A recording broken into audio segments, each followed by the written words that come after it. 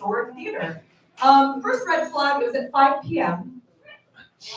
Weird time for a comedy show, especially in a theater. It's light outside. Second red flag, it was an all-female show. No knocking female comics. I just think when they feel the need to segregate us, like to keep the passions from being inflamed. Maybe it was a Mormon thing, or just because women aren't funny. And the third red flag was when they came backstage, and they asked if the performers wanted to come out and sit in the audience and support the fellow performers. When we got out, we realized it was so we could double the audience size. Yeah. The 15 performers doubled the audience. There were 30 people in a theater of roughly 150 to 200 capacity. The first 4 rows were the only rows with people in it. It was shocking. The next gig, I at least had some more time slated to me, so I was like, all right, next gig. Next gig's at 1 p.m. outside in a public park. I show up to the public park. Turns out public park in Utah means a 1,000 square foot patch of dirt with a big rock in the middle of it. Now the rock did have petroglyphs, which would have been cooler if the park wasn't in the middle of the most white suburban neighborhood you could imagine. It was like literal reminders of colonialism. They're like, oh, look at these beautiful sacred petroglyphs. Let's give them like 20 feet on each side and no landscaping whatsoever. Just leave the choyas all sad and littered on the ground. And I think the name of that housing development was, I'm trying to remember, I think it was Manifest Destiny? I think that's what it was called. Lots of white picket fences, if you know what I mean. I didn't want to be prejudiced before I went to this festival, but sometimes stereotypes exist for a reason. Utah, all of the stereotypes are true. Like the beer is shitty, the weather is cold, the people are white. Like the only redeeming thing about Utah is the landscape, which I think is why the Mormons were walking along and they're like, oh God, this is beautiful, this is sacred, we'll take it. Literally. Other people. And then we'll murder anyone who tries to come by. And I tried to give this comedy festival the benefit of the doubt. I was trying to make connections. I was trying to network with the other comedians. They were so snobby. All the people from LA. They were like, oh, you're from Santa Fe? I heard they have a Meow Wolf there. Like, good shot. We have the Meow Wolf. I went to the opening in Lena Strait 2007, and there was just like a guy smoking weed out of a Sprite can in front, and like pipe fingers hanging out of the ceiling. Like it got shut down like a week later. But I was trying to make connections with these people, and they were so stuck up. And granted, they did have 10 times more Instagram followers than me, but I just started my comedy Instagram, and I only have 150 followers. 1,500 isn't that much on Instagram. It's like, chill your shit. You don't have this many Instagram followers. You're not famous enough to be this rude to me. Like, we're just people. My friend's dog has 60,000 Instagram followers. He's a fucking dog. He doesn't know he's famous. Although, dogs like that, they totally do know they're famous. Like, he gets air-shipped free, Wagyu beef, overnight for free. He's, staying in the El Rey Hotel right now. He made the Instagram. He's so cool. If it sounds like I'm jealous of my friend's dog, it's only because I totally am. 100% jealous of the dog. He lives a great life. But the point of all of this, I was trying to take something positive from it, and I did. I got a positive COVID test. I was looking for exposure. I got it to Omicron. So I did leave with that and the lesson that you should always do your research. So for any of my comic friends who felt like a pang of jealousy when they heard about me being at a comedy festival, doesn't this make you feel so much better now? Yeah, warm and fuzzy feelings, yeah. Everybody. Wayward comedy staple, the man who left us for Albuquerque, but we keep him coming back because this mic is better than any of the ones down there. Give it up for Trip Stelnicki!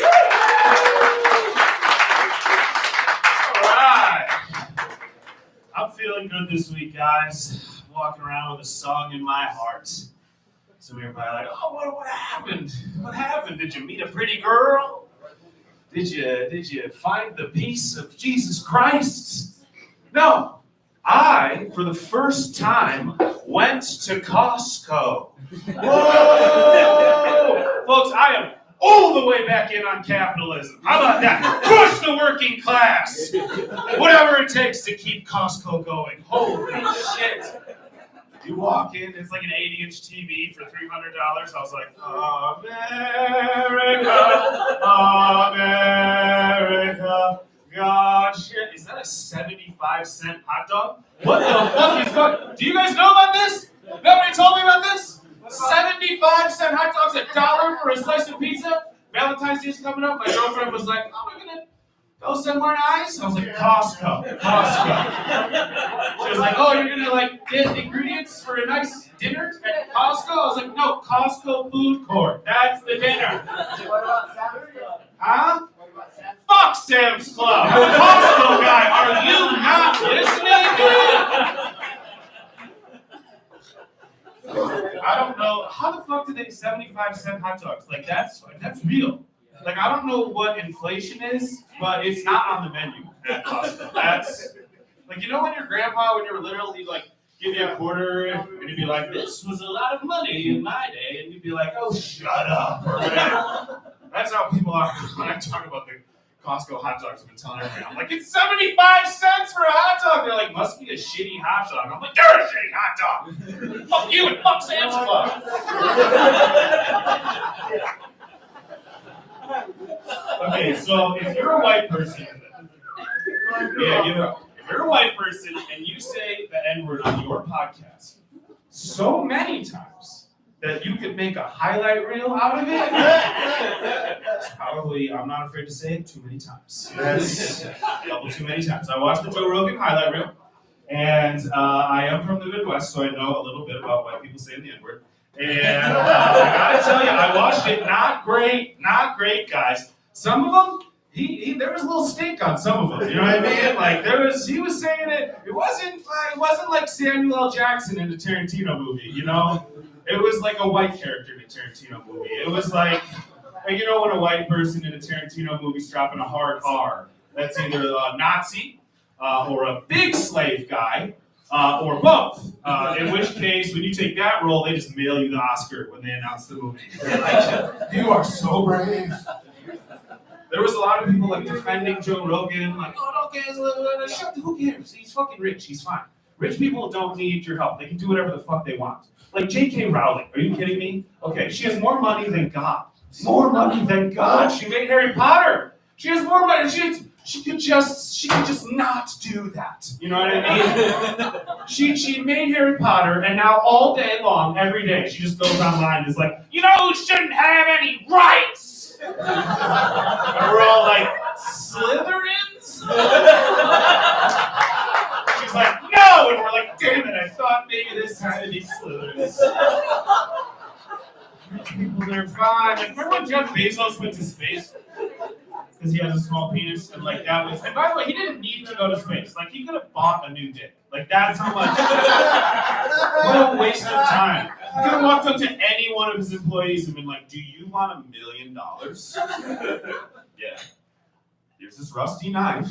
Cut your dick off. $1.5 million, and I get a not rusty knife. And you pay off my student loan. He just turns to the next worker. Do you want $500,000? Cut off this dude's dick. Anyway, he went to space. I remember when he went to space, there were people online who were like, hey, he shouldn't go to space.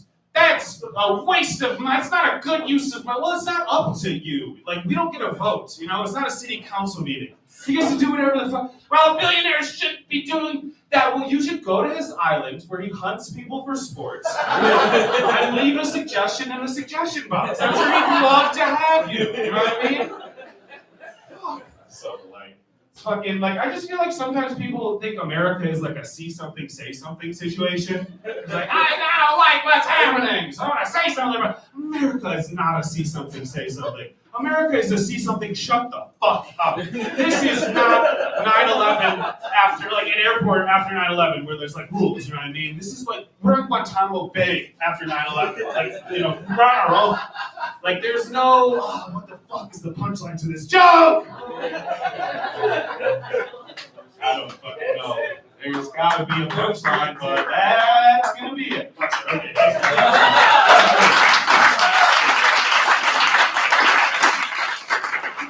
Still thanking everybody. All right, coming to the stage, one of the originators, the OGs. And I don't know if I've mentioned that there's a show in March at Tumbleweed, but this guy's on it too. Give it up for Evan Gilbert! Keep going from brilliant outlet to awesome host, ladies and gentlemen.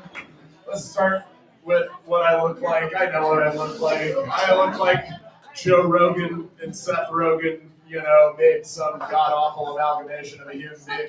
Like if Joe Rogan were a giant peyote button and Seth Rogen were like a 500 milligram single weed gummy and you squished them together, you got me right here. I got a referral for a vasectomy from my psychologist. I didn't even know you could do that. He was like trying to sell me on the idea too, He's like, I got one, I'm a doctor, He didn't even really ask any questions. He just knew that it was the socially responsible thing to do. But that's gonna be tomorrow. I'm with a really sweet lady that's really actually had thought about getting her tubes tied. But it's easier for me to have my fucking nuts tied in a knot than it is for her to have any autonomy over her own body, I used to think it was funny to say, hey, you want to hear a joke? Women's rights. And now I'm like, oh, it doesn't always feel good to be on the right side of history, But you know who you can blame that for? This fucking guy. You can blame this fucking guy. It's all his fucking fault. It's all his business. This was his idea. This is why we've got two on the Supreme Court. Two of the best people on the Supreme Court. They're the best. They're the ones that are going to overturn Roe v. Wade. They're going to overturn Roe v. Wade. It's going to be great for America. That guy could get away with saying the most ridiculous shit that any human being has ever said in public, let alone other presidents. Like you can't imagine Obama being like, yeah, well, when you're famous, they just let you do whatever you want. You can grab butt, pussy. But like, he's too smooth for that. He's never gonna say that. Even Bush couldn't pull it off. Yeah, when you're famous, they'll let you do whatever you want. You can sneak up behind them, sniff them, grab that pussy. Couldn't see it. It was more him, Clinton. Clinton, he was a bad guy. He did his thing, so everybody knows Clinton got this trouble. But hey, I would say, you couldn't see him getting on the bus and saying something like, oh, these girls. These young women are just so impressionable. They'll let you do just about anything. You can grab my pussy. Can't hear it. George W. Can't hear him saying it. Gotta stick with the rules. You gotta set a good example for the country. Gotta set a good example for the nation. Can't be saying things like that's terrible. Let's just go all the way back to we should fight them on the beaches, we should fight them on the landing grounds. When you are famous, they'll let you do whatever you want, really. You can grab them by the pussy.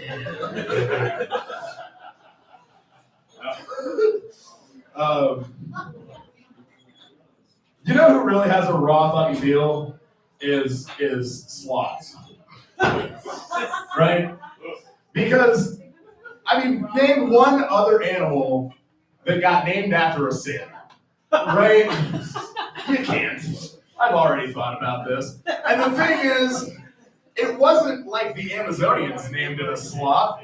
They probably named it like a patience panda or something, in their translation. But some fucking white English dudes with the fucking gift of Adam to name all of the beings in the Garden of Eden was going around saying, "Oi, you see that thing over there? It barely moved, doesn't it?" Oh, you got on. That's kind of bizarre, isn't it? I can't sleep about it. Oh, give it a poke then, yeah? It's still not moving, I don't know. Fucking lazy, isn't it? Yeah. Just call the thing a fucking sloth, right? What about this one? Slightly smaller. How many toes has it got? Yeah. Anyway, that's all I got.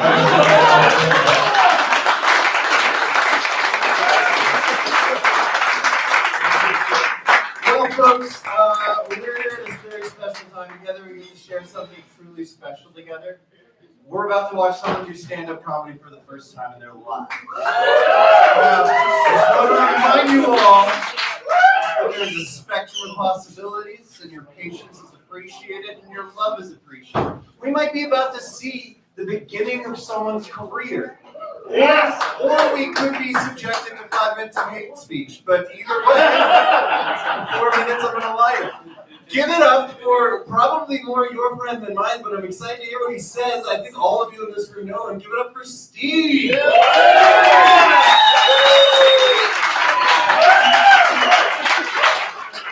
What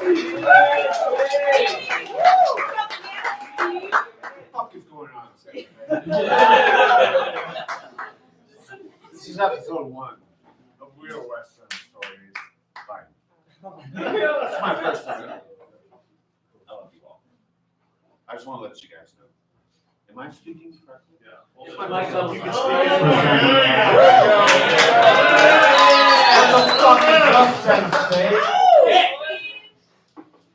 Now, my story is broken into 2 parts. One called onions, one called hollandaise sauce. It's my experience in a restaurant that you deal with humanity, which I'm looking at right now with all you beautiful people.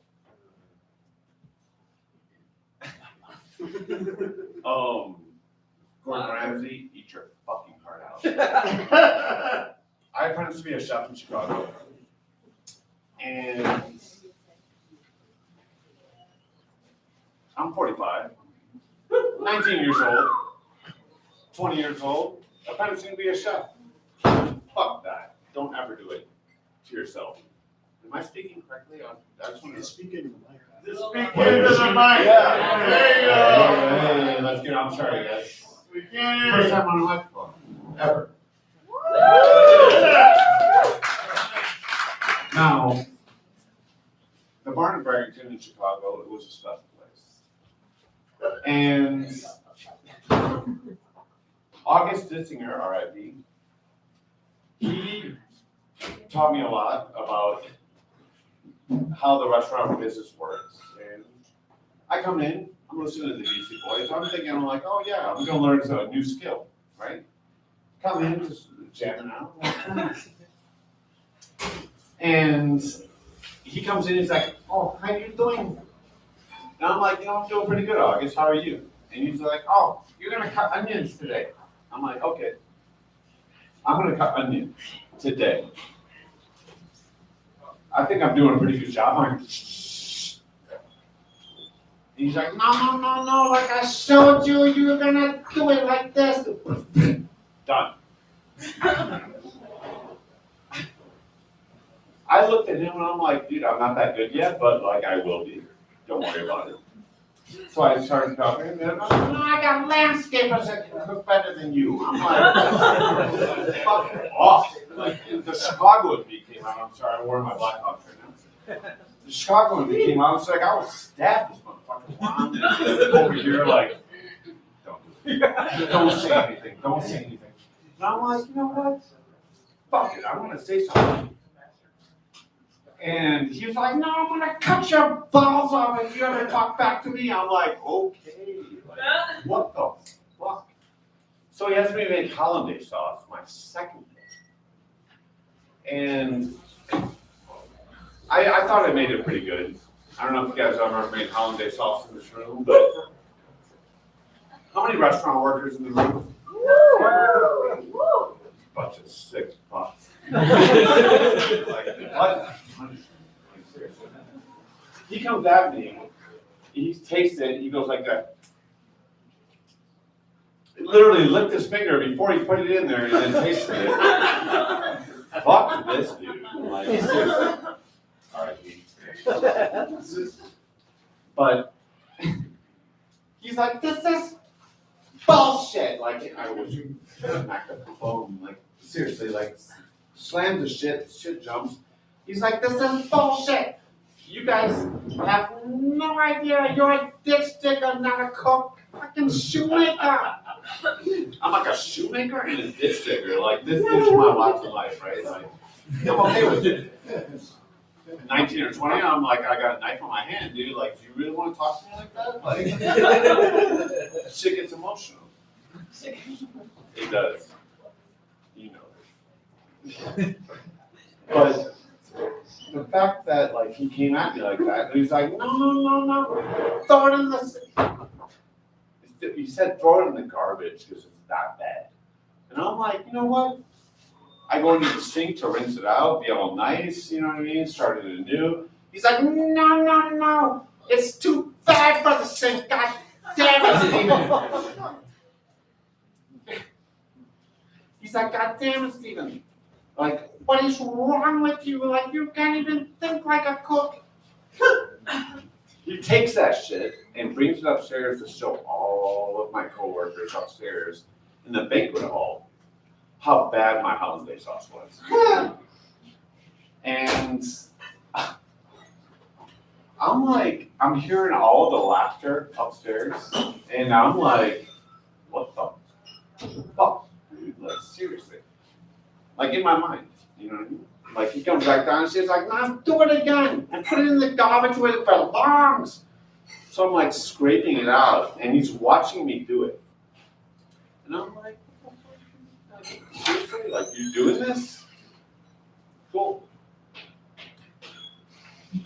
He's like, now do it again. And Bingo, the executive chef, August was the owner. Bingo comes in, he's like, you gotta make love to the hollandaise sauce. He's a Filipino man, about this tall. And he's like, you gotta make love to the hollandaise sauce. Treat her like a woman, you know what I mean? Treat her right. And I'm like, okay. So I do that. I do it again. And he comes back downstairs and he says,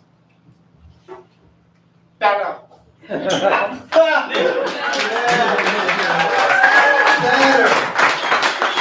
now you know what to expect next week when you come back. Oh yeah. This one's all right, guys. Come to the stage. Next is another weekly staple here at the Wayward Comedy Open Mic. You know you're coming up, buddy. You're back there. Come on down. Here comes your friend and mine, Matthew.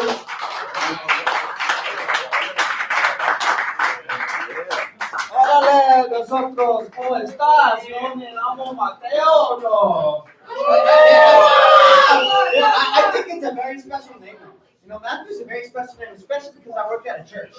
You know what I mean? So, you know, I work at a church and people think I'm a holy roller. No. It's like, they're like, oh, you must be a saint. I was like, no, I'm not so messed up. No, God's like, oh, you got beat by my sight son. Oh my God, no. And then it's messed up. No, I think it's because, you know, I was an asshole. You know what I mean? I was a shit when I was younger, no, so that's why I have to scoop up shit now, no. So it's like, it's awful, no. I was a total shit, no. You know, in high school, I blazed out the principal's office just for fun, no. You know, I got away with it. I was like, oh yeah. You know what the best part about smoking in high school is? When you get, I know, you know, you guys got the security booths, no? The little chiquito ones, no? That's like a little small one, no windows or nada. So you get in there and you blaze it out, yeah. But I was also an athlete, so I got away with shit, no? So it was awesome, no? So, you know, and then when shit like that happens, I get really mad and I get really pissed off. But then I think about it, like I tell my daughter, I was like, it's better to be pissed off than pissed on. And she's like, Dad, you're dumb. No, I was like, no, I'm not dumb. I'm smartish. I tell people I'm educated. I go to college. You know, I'm a scholar. You know, and then when it's hard when you speak because you know, sometimes I drink, you know, and then I'm a part blonde. I'm a blondie, you know. So, you know, I have Irish in my blood, you know, so sometimes I'm a little ditzy, you know.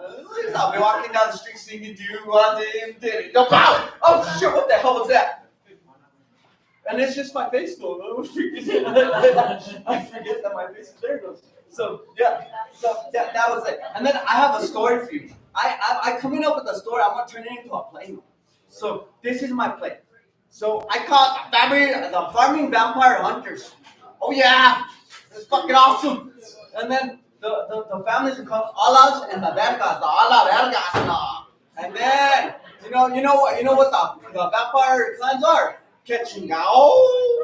You know, they're the Ketchingaos now. And it's awesomeness because you got werewolves, you got the Llorona, then you got chupacabras, and then you got the vampires. No? And then you got a vampire clan called the Chickens. Well, I don't know, that's my chicken. I still haven't figured out what I'm gonna name it, no. But you know, they're after the chickens.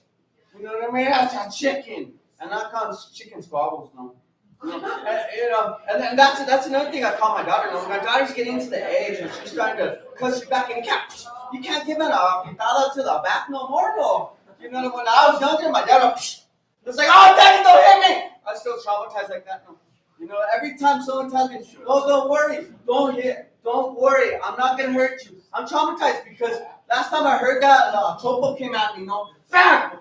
You know what I mean? And I was like, oh my gosh, and I never noticed it. Like, I always like, my mom and my grandma and my dad, they're just throwing it at me, And it was never like that. Becoming a father, I realized that. Because, I'll just get mad at my daughter and I'll throw something, and she'll be around the corner, and she'll be so mad at me, so she starts cussing me out, and then they cuss me out, and I'm like, you can't be cussing, so I call her a turkey monkey.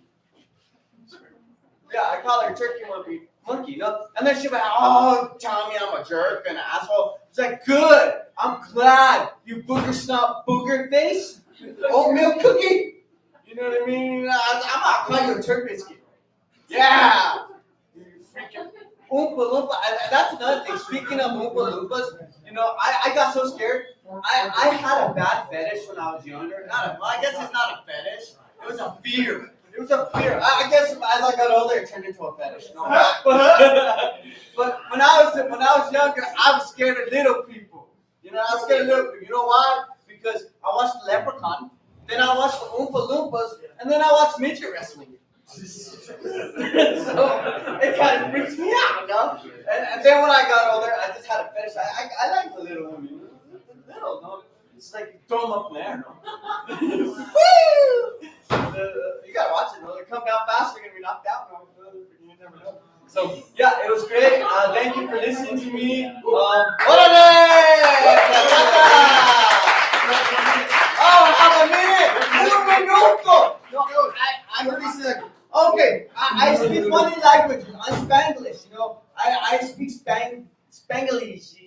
I speak Spanish, Chinese, and English, and Keshikin. Órale.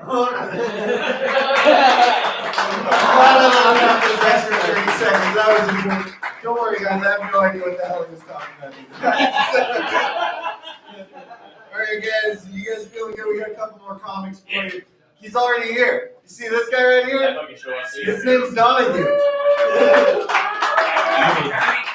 It's the same mic everyone else is. I know, that was better. So I just heard something from my friend. It was midget wrestling is not the correct term. It's called micro wrestling, and that's just I got super high before I came here 5 hours ago, and I'm still so high. That weed is amazing. If I hear any Dan Silent Bob jokes, I'm just gonna fucking probably forget about it. I have a general distaste for you forever after that, so don't fucking do it. I guess I forgot what I was gonna talk about. The other day I was laying on the bed, just kind of looking at this. Oh, you know what? Actually, someone gave me a compliment at the bar. That's what I was going to talk about. They said that you have a very calm disposition, and I thought that was very nice. I'm just very high and everything's scary right now. So, speaking of scary shit, I was laying on my bed and I was looking up at the ceiling fan. I'm like, that thing's moving really fucking fast, and there's a lot of shit going on there. I'm gonna YouTube immediately ceiling fan accidents, and that shit was fucking awesome. So first, it's what you want, it's pieces coming off and just people catching wreck, and it's amazing. Then there's the TikTok people that I didn't know this was a fucking thing where you just stick your hand up and catch the fan. But then there's those that go wrong. That's fucking sweet. And then YouTube just does you a favor and shows you other fan accidents, like 49ers fans beating people up in the streets. And like, I think I went from being like really scared of like the moving, rotating shit on my ceiling to like people that like sports and consume alcohol are the most fucking terrifying thing on the planet. I don't fucking like that shit at all.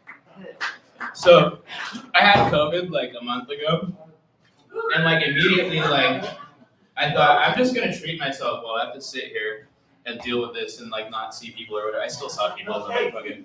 And I made myself a meal and then immediately realized that I could taste it, and that sucked.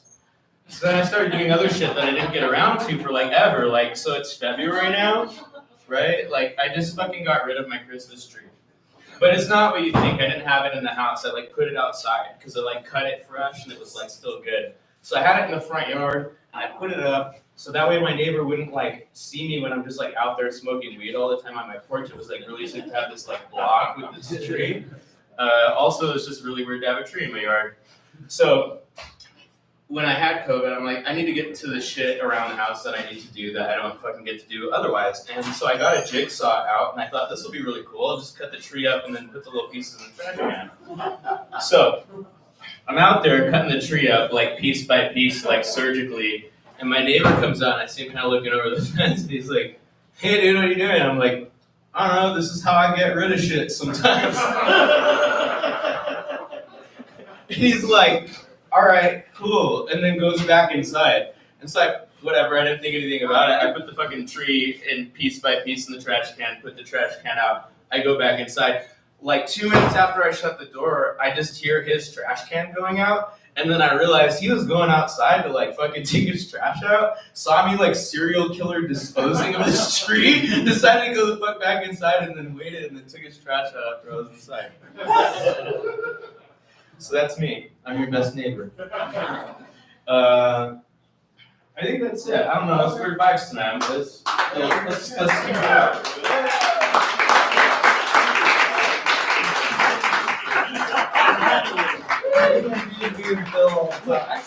I showed up on time, Million. You took forever, dude. Well, you know, complaining about going last is a good way to go last again. All right, give it up for your last comic of the night, sort of in a manner of speaking. Give it up for straight from Albuquerque, Mr. Corey Herrera. With the guitar. Please stand. All right, let's give it up. Guitar players, they never tell you what they need until the last minute.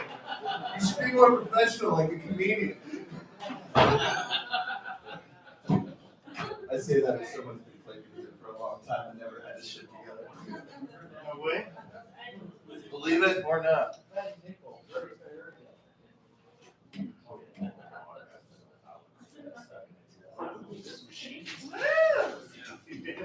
Thank you. What's up, guys? Can you guys hear me? Okay. Yeah. My name is Corey Herrera. I'm Native American. Please don't woo. That's offensive, sir. I have, let's see. I actually recently learned a third tribe I belong to is Macan Nation, right? So, the reason we just found that out is my mom was adopted by a couple of white parents, you know, so they wanted the Indian souvenir and they got it. True story, true story. And long before the Indian Child Welfare Act, for those of you who do not know what that is, that basically prevents Angelina Jolie coming and adopting our kids. That's what that is, you know? Alright, I'm gonna try something new. Hope you guys like it. I should probably tune up real quick. Nah, you're good. What is this Kurt Cobain, Jimi Hendrix upside down bullshit? Yeah. Upside down left hand. That's unreal problem.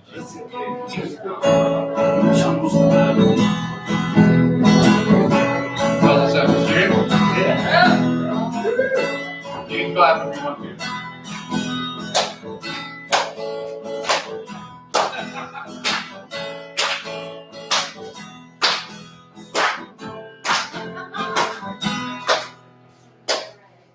So, I come from a really nice gated community. There's a barbed wire fence around my house. Very nice. I love white people. I think every family should have one.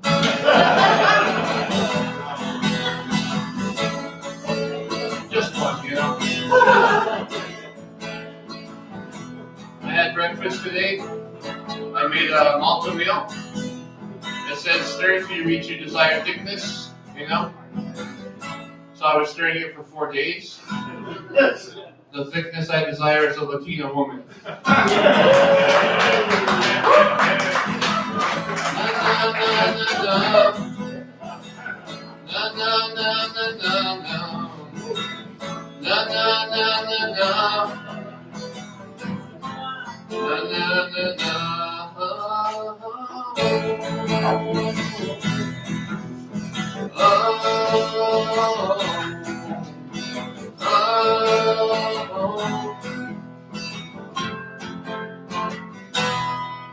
I bet you guys didn't expect to see me playing guitar, right? I let my hand drum at home.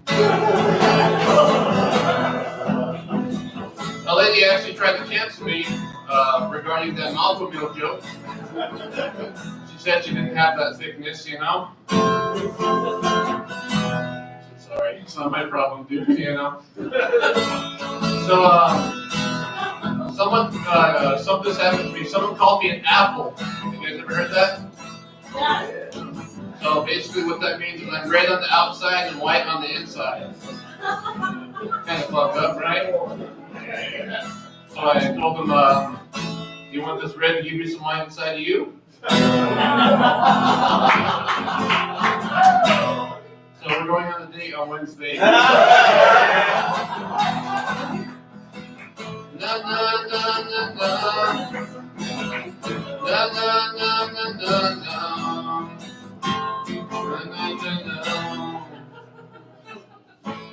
I feel like every mechanic I've ever met is racist. They all say the exact same thing. This engine needs some work. I have an 8 to 5, okay?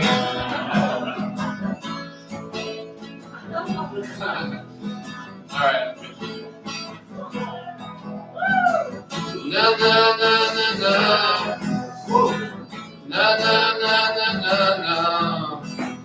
Na na na na na. Na na na na.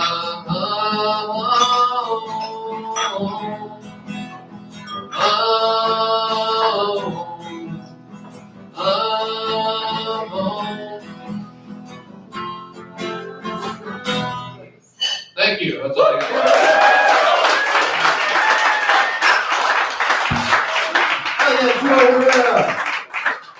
All right, for those of you who are still here, I volunteered to host tonight so that I could make myself go last, so that I can feel like I had an excuse to do something that's not really comedy. I'm at a point where I need to start writing new jokes, and also it's February, which is the worst fucking month of the year. So I figured the one thing I could do in this Wayward comedy, the friendliest of all venues, is tell you a story that's probably not going to be very funny.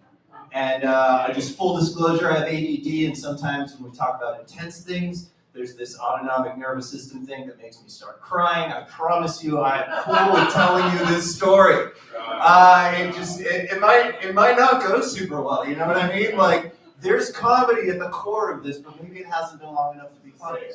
So I'm just gonna fucking go for it and explain to you guys why I hate Valentine's Day more than you ever would. Okay? And it all goes back to February 14th of 2011. And I'm trying to decide how to frame and how to order this. I guess we should start by talking about my dad, who is the single greatest human being, like, not only that I ever met, but like, I would meet people, like, the least enthusiastic I've ever heard of a review of him was when I would meet someone and they'd be like, oh my God, that's your dad? It's like the coolest fucking dude I've ever met in my life, okay? Like, that's what I've been living up to like my entire life, and that's my example of who you want to be in the world. Like, you couldn't get more than like 5 steps into our house without being like fed food, you know, just be, hey guy, have you eaten? My friend, come. Let's figure something. I can cook it very quick. It's gonna have the Borat accent and everything's very thick ass handlebar mustache and like just love to feed people, man. Hey guy, have you eaten? Like you couldn't get in my house. All right, so Valentine's Day 2011. I was in love with a girl. I was obsessed with her. Her name is Maggie. And she was the stoniest stoner chick you ever met in your life. Like, I reduced my entire personality in my early 20s down to being a pothead, and she did the same thing, and so we were like meant to be together, you know what I mean? Like, I had figured it out, you know, like all either of us do is smoke weed, we should just smoke weed together, man. It'd be great. So like Valentine's Day, right? Everyone, that's when you do that, and everyone was taking the day off work to go see Del the Funky Homo Sapien. I was living in Bellingham, Washington, which is like Santa Fe, but if you took it and dropped it on a lake in the Pacific Northwest, like between a forest and a mountain, just beautiful, tiny little college town full of bars. Like, you can bike across it in 15 minutes, but like that kind of fucking place. So we're all going to see Del the Funky Homo Sapien. I've been hanging out with Maggie all morning. We're having a great time. And like the pregame party before the show, everyone's getting together at her place and getting drunk because it's right on the edge of downtown. We can just head on in. And we all get together, and that pregame party is when Daniel joined us. Yeah, Daniel. Who is our other total stoner friend, but it turns out he had boiled his personality down to smoking weed and having a dog. So I'm fucked.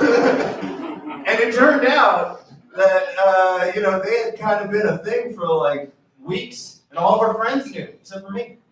I found out on Valentine's Day at that pregame party, like I'd been hanging out with this girl all day, I'm like working up my nerve to make my move, and suddenly like my kind of close friend has his arm around her, and I'm like, oh shit, I missed my chance, and like I'm in the fog of that, and we're leaving Maggie's place to go downtown, we're getting in my buddy's car, and my phone rings, and it's my sister, telling me my dad died. In the car on the way to the show, 10 minutes after this girl broke my heart. That was Daniel's fault too. That was Daniel's fucking fault. I still hope that guy dies in fire. You know what I mean? Like, fuck that guy. So we're driving into downtown, and like I had blacked out for a few minutes. Apparently, I was just screaming and like punching the glove compartment of my buddy's car who was driving, and I get out, and we're like a block from the venue, and like it starts raining. And like, I'm losing it, right? I'm losing my mind. And like, I decide I can't go to the show, right? And I'm walking home and I'm crying on Valentine's Day and it's raining. And I'm watching everyone around me and I can't help shake this feeling that like I'm walking home in the rain crying on Valentine's Day. And I just want to scream, my dad is dead! Just so they wouldn't think I was some pussy who got dumped, you know? And like, but here's the thing. That's what was really bothering me in that moment. Like, that's what was really because my brain couldn't wrap around my dad is dead. So I was really sad that this girl had broken my fucking heart on Valentine's Day. And my dad is dead. So like I'm walking home in the rain and I call my roommates and I give them a heads up and I get home. You know, my friend Jackson, one of my best friends ever. We started a band together. He's like a brother to me. He's unique among my friends in that he didn't know my dad very well. Like we were in a band and the drums were at his house, so I was just not there. He never came to my house. He never like experienced what it was like to know my dad. But I get home and we're hanging out. And, like there's the big talk, right? And then we sat in silence for a bit, and his girlfriend, went to bed. We're just sitting there for 20 minutes in silence. And then Jackson turns to me and goes, hey man, have you eaten? Thank you guys for coming out. Thank you for Fuck Valentine's Day, am I right? Well, I want to go out and next week, March 12th. At Tumble Room, like half the people you saw are actually like the funniest people you saw tonight are all going to be there telling their better material. I'm going to stop talking now. Cheers.